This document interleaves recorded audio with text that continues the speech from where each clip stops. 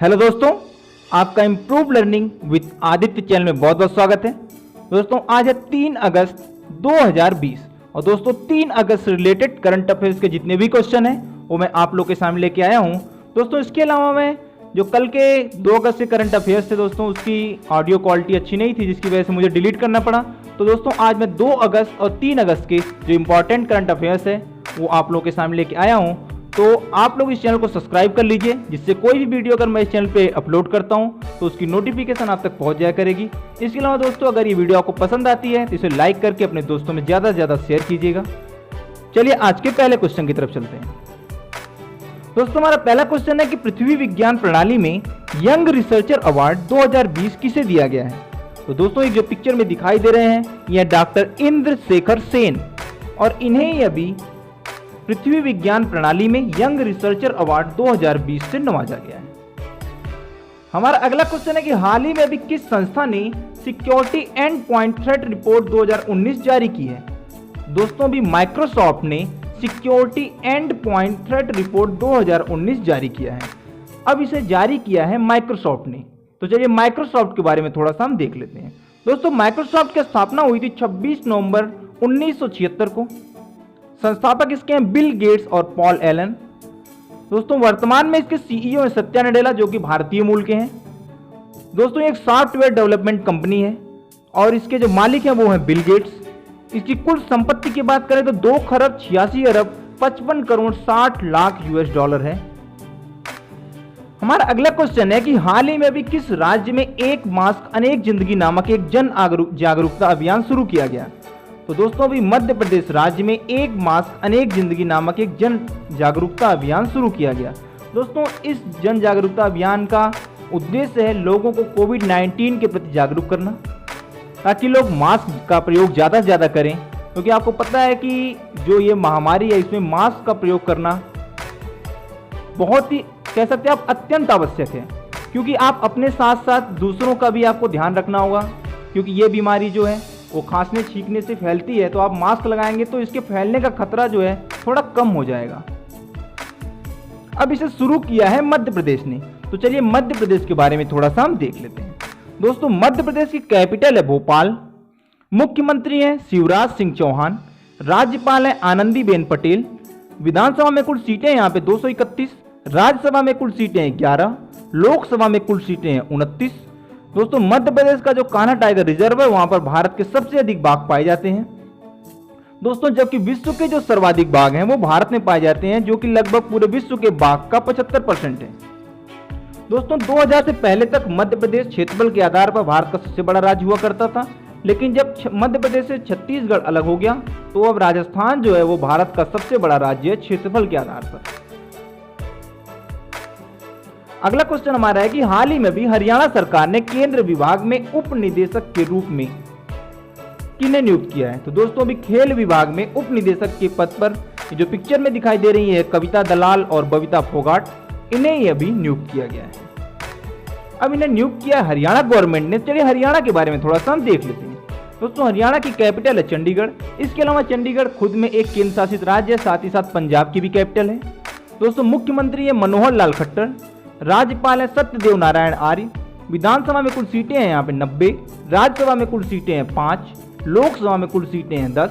दोस्तों प्रति व्यक्ति आय के आधार पर बात करें तो यह भारत का दूसरा राज्य है और भारत की सबसे अधिक ग्रामीण जो करोड़पतियों की संख्या है वो भी हरियाणा राज्य में ही है और 17वें राज्य के रूप में ये 1966 में भारत का इसे पहचान मिली थी। अगला क्वेश्चन हमारा है कि अभी हाल ही में किस देश ने 6ठे ब्रिक्स पर्यावरण मंत्रियों की बैठक की अध्यक्षता की है।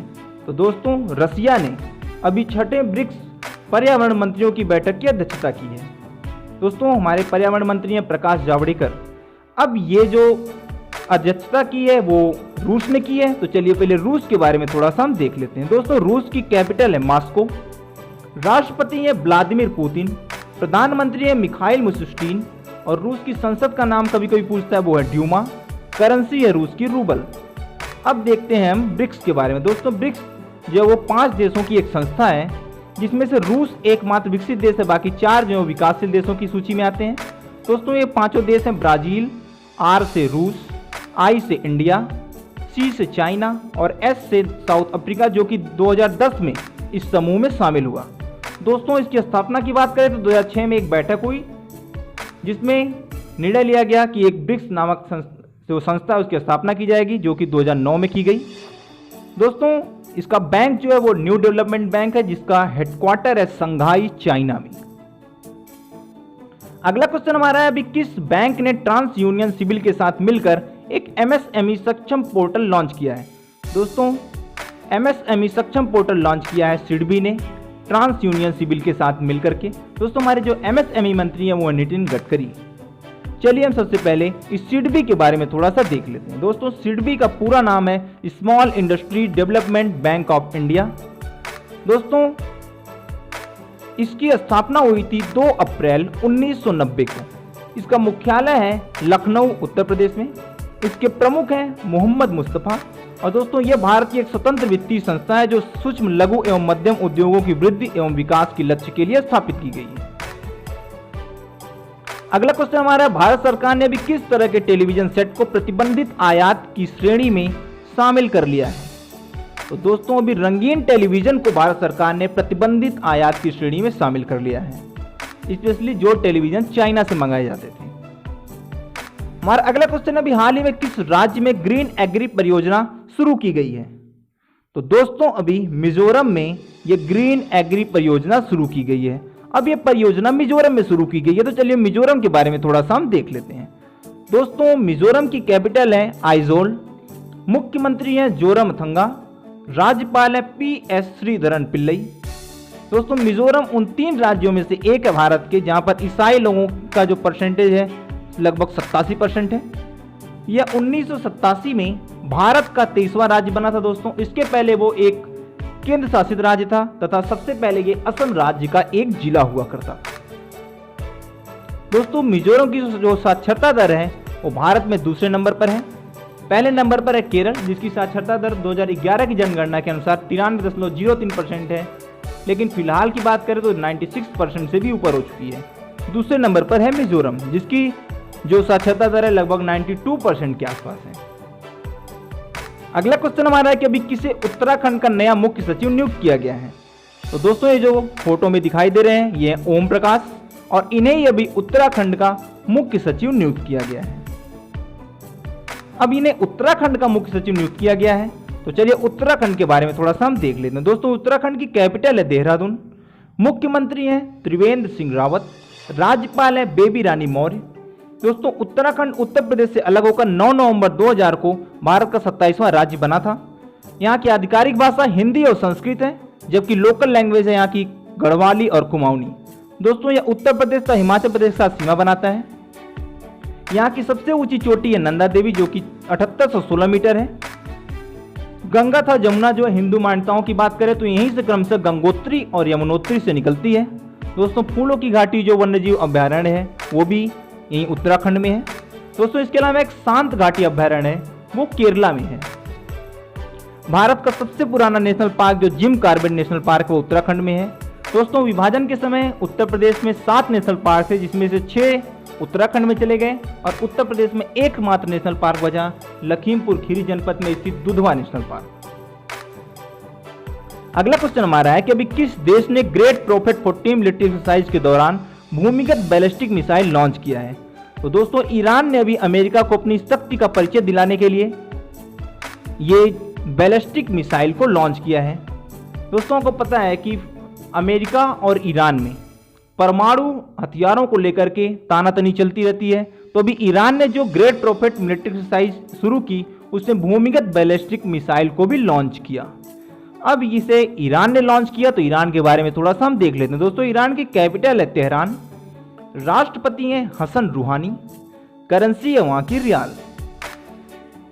हमारा अगला क्वेश्चन है हाल ही में भी किस मंत्रालय को स्कॉच गोल्ड अवार्ड से नवाजा गया है? तो दोस्तों अभी जनजातीय कार्य मंत्रालय, जिसके मंत्री हैं अशोक मुंडा, इन्हें आप लोग अशोक बिरसे मुंडा भी कहते हैं, इसी मंत्रालय को अभी स्कॉच गोल्ड अवार्ड से नवाजा गया है। अगला क्वेश्चन हमारा है अभी हाल ही में किस भारतीय क्रिकेटर ने क्रिकेट के सभी प्रारूपों से संन्यास लेने की घोषणा की है? तो दोस्तों ये जो पिक्चर में दिखाई दे रहे हैं ये है रजत भाटिया। ये तमिलनाडु के लिए इन्होंने सबसे पहले रणजी खेलना शुरू किया था, उसके बाद ये दिल्ली के लिए रणजी खेलने लगे। इन्हें भारतीय टीम में मौका तो नहीं मिला और इन्होंने हाल ही में अभी क्रिकेट के सभी प्रारूपों यहाँ तक कि आईपीएल से भी संन्यास लेने की घोषणा कर दी है। अब बात करते हैं हमें बीसीसीआई की। तो दोस्तों बीसीसीआई का पूरा नाम है board of control for cricket in India, अर्थात भारतीय क्रिकेट कंट्रोल बोर्ड। इसकी स्थापना हुई थी 1928 में, अर्थात अंग्रेजों के समय में ही इसकी स्थापना हुई थी। इसका हेडक्वार्टर है मुंबई महाराष्ट्र में। अध्यक्ष है इसके वर्तमान में सौरव गांगुली, सचिव है अमिताभ चौधरी और पुरुष टीम के कोच हैं रवि शास्त्री और महिला टीम के कोच हैं तुषार अरोठे। इसके पहले महिला टीम के जो कोच थे वो थे रमेश पवार। अगला क्वेश्चन हमारा है कि अभी हाल ही में एडीबी ने किस देश में एक बिजली संयंत्र विकास के लिए रिलायंस इंडस्ट्रीज के साथ $200 मिलियन के वित्त पोषण समझौते पर हस्ताक्षर किए हैं। तो दोस्तों अभी एडीबी ने रिलायंस इंडस्ट्री के साथ बांग्लादेश में $200 मिलियन से वहां पर एक बिजली संयंत्र स्थापित किया जाएगा, लोग जो कि लगभग 745 किलोवाट की बिजली पैदा करेगा। तो इसके लिए उन्होंने एक समझौता किया है। तो चलिए सबसे पहले हम बांग्लादेश के बारे में थोड़ा सा देख लेते हैं। दोस्तों बांग्लादेश की कैपिटल है ढाका, राष्ट्रपति हैं अब्दुल हामिद, प्रधानमंत्री हैं शेख हसीना, वहां की करेंसी है टका। और दोस्तों अभी 2019 में जो अंडर 19 वर्ल्ड कप हुआ था उसे भी बांग्लादेश ने जीता था इंडिया टीम को हरा के। और दोस्तों बांग्लादेश जो पश्चिम बंगाल, असम, मेघालय, त्रिपुरा और मिजोरम के साथ अपनी सीमाएं बांटता है। अब बात करते हैं एडीबी की। दोस्तों एडीबी का पूरा नाम है एशियन डेवलपमेंट बैंक, अर्थात एशियाई विकास बैंक। इसकी स्थापना हुई है 19 दिसंबर 1966 को। हेडक्वार्टर इसका है फिलीपींस। इसके प्रमुख हैं मसानसुगु आसाकावा। सदस्य देश कुल हैं इसमें 68। प्रकार जो है ये रीजनल ऑर्गेनाइजेशन है और इसका सिद्धांत है fighting poverty in Asia and Pacific. हमारा अगला क्वेश्चन है कि अभी किस राज्य सरकार द्वारा वहां के 3 मेट्रो स्टेशनों के नाम बदल दिए गए हैं। तो दोस्तों अभी तमिलनाडु राज्य सरकार द्वारा वहां के 3 मेट्रो स्टेशनों को वहां के 3 पूर्व मुख्यमंत्रियों के नाम पर रख दिया गया है। वो 3 पूर्व मुख्यमंत्री कौन है, उनके नाम आपको बता दूं दोस्तों। तो पहले हैं CN अन्नादुरई, दूसरे हैं MG रामचंद्रन और तीसरी हैं जयललिता। इन 3 लोगों के नाम पर वहां के 3 मेट्रो स्टेशनों का नाम अब रख दिया गया है।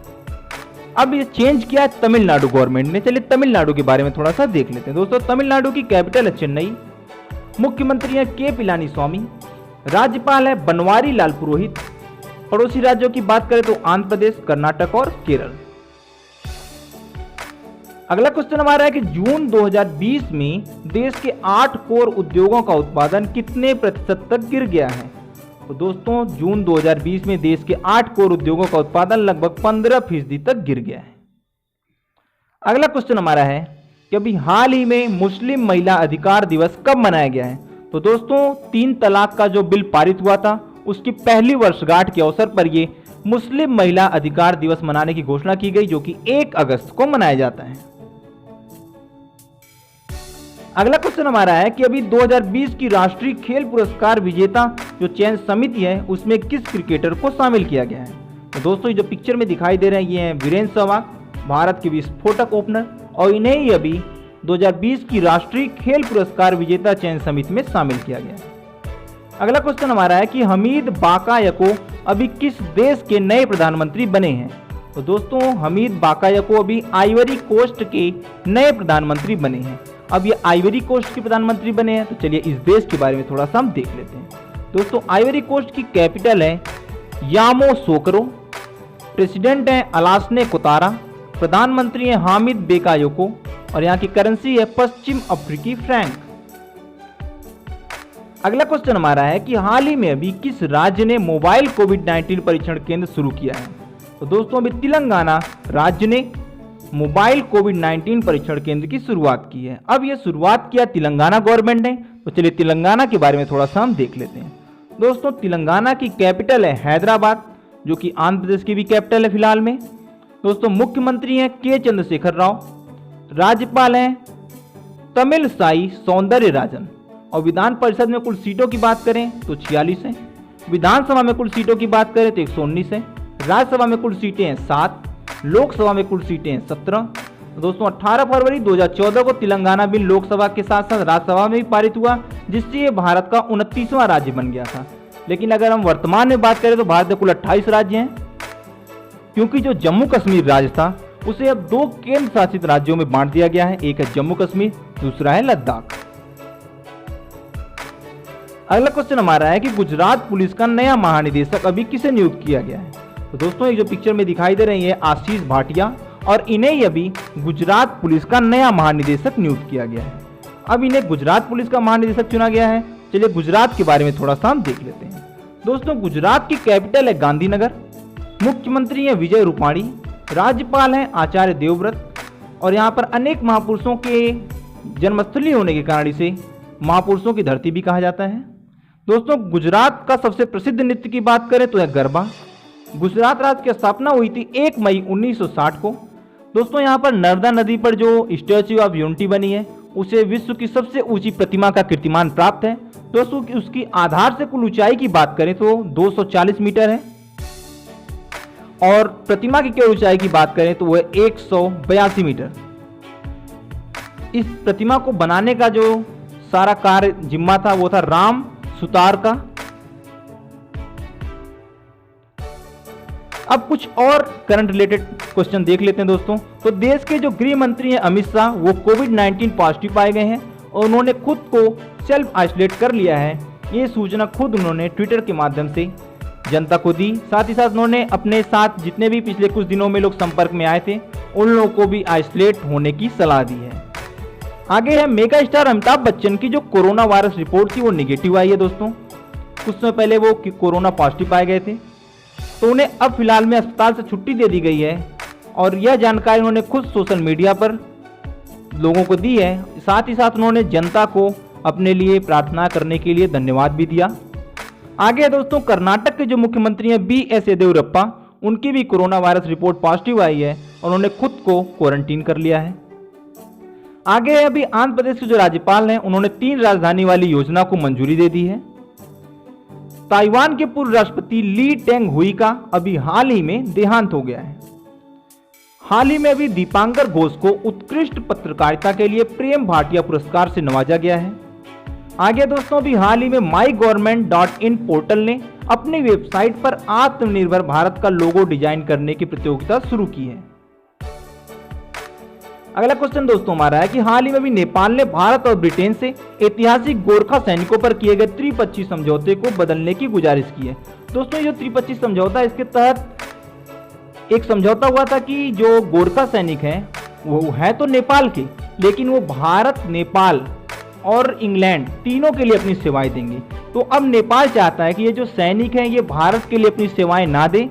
इसके लिए उसने क्या किया है, जो त्रिपक्षीय समझौता था उसे बदलने की अभी गुजारिश की है। आगे दोस्तों कि हाल ही में अभी उर्जित आर पटेल को great eastern shipping company limited के स्वतंत्र निदेशक के रूप में नियुक्त किया गया है।